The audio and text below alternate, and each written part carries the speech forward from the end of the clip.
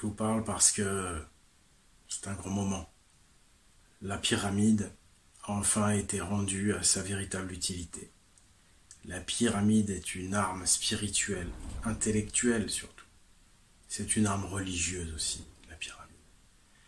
J'ai rendu sa lance au Dieu puissant. J'ai rendu sa lance à Odin. La pyramide est la lance d'Odin, comme je l'ai démontré dans le Code des Pyramides 4. Et c'est un grand plaisir, c'est un grand soulagement pour moi qui ai découvert, qui ai eu cette vision divine, qui ai vu Odin autour de cette pyramide, mais aussi partout dans le monde. J'ai vu la présence de Dieu. Et c'était lourd à porter pendant des années, ce secret. Je savais qu'il fallait le dévoiler de la bonne façon, qu'il fallait avoir les preuves scientifiques. Car oui, les visions de Dieu que j'ai, c'est pas du mystique. Ça n'a rien à voir avec la médiumnité. Je vous parle de choses rationnelles. Je vous parle d'un code que vous pouvez voir. Je partage avec vous ces visions divines. Dieu est sur le retour et il était temps. Le vrai Dieu Odin était absent de notre planète. Et il est vraiment temps qu'il revienne.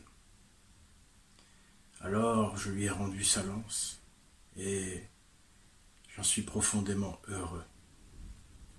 Je dois vous avouer que pendant toutes ces années où j'ai cherché la vérité et où j'ai fini par trouver Odin,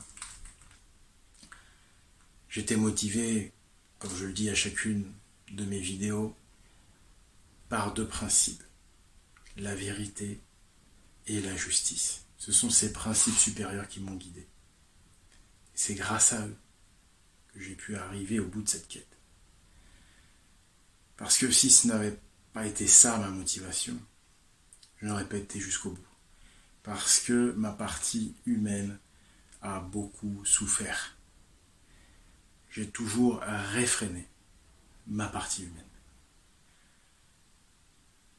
Mais là, ma partie humaine, elle a bien mérité un petit peu de pommade. Elle a bien mérité qu'on la flatte. Parce que depuis que je fais cette quête de vérité, je vais dire, ça fait en gros depuis 9 ans. Je vais dire 9 ans. C'est à peu près ça. Parce que Odin, vous savez, il est resté pendu à l'arbre 9 nuits. Avant de découvrir le secret des runes au-dessus de la pyramide, de percer son œil et de recouvrer toute sa puissance et toute sa gloire. Depuis 9 ans, je me fais détruire sur les réseaux sociaux. Souvent ça me touche, mais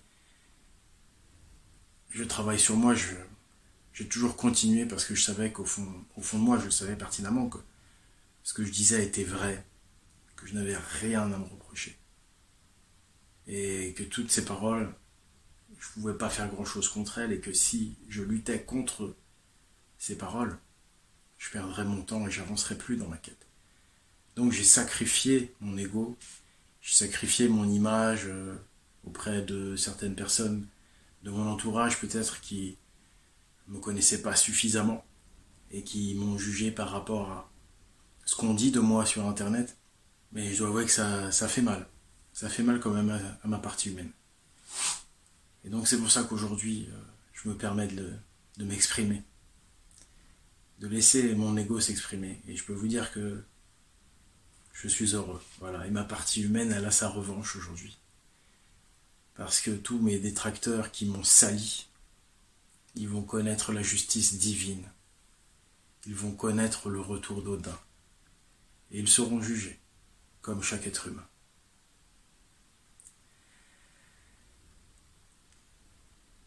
Pendant toutes ces années, avec ces vidéos où j'ai cherché la vérité, j'ai été guidé par l'esprit de vérité et de justice. Or, ces deux principes, aujourd'hui, ils sont personnifiés par Odin lui-même. Je peux vous dire que ces principes sont vivants, ces principes sont actifs, et ce sont les principes gagnants pour la nouvelle ère dans laquelle nous entrons. Dieu, qu'est-ce que c'est? Les dieux, ce sont des principes, ce sont des êtres spirituels, immortels, des consciences, des parties de la conscience collective de l'humanité. Les dieux sont ce qu'il y a de plus beau. Dieu existe. Les dieux se manifestent à nouveau sur terre. Et il n'est pas question de médiumnité ou de surnaturel.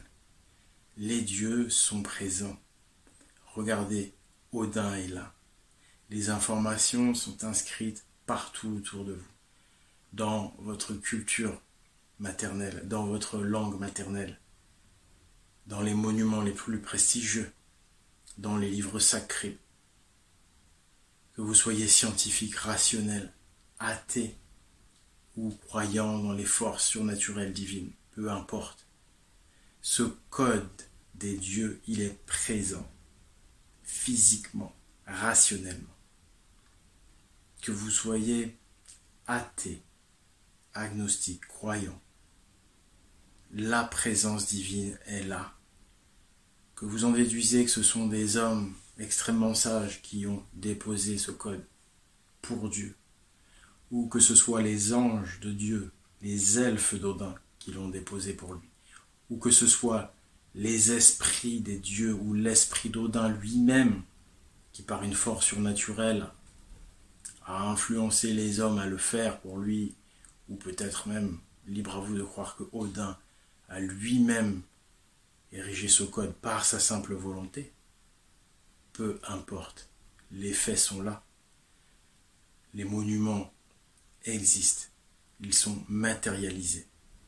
Le codage est là. Je suis arrivé pour vous le révéler et pour vous l'expliquer. Et aujourd'hui, toute la gloire est pour les dieux. Toute la gloire est pour Odin. Odin existe. Odin est matérialisé. Les preuves matérielles de l'esprit divin sont devant vos yeux. Et je vais continuer à vous les montrer. Parce que nous ne sommes qu'au début de la révélation. Nous ne sommes qu'au début. Dieu revient et il va juger toutes ces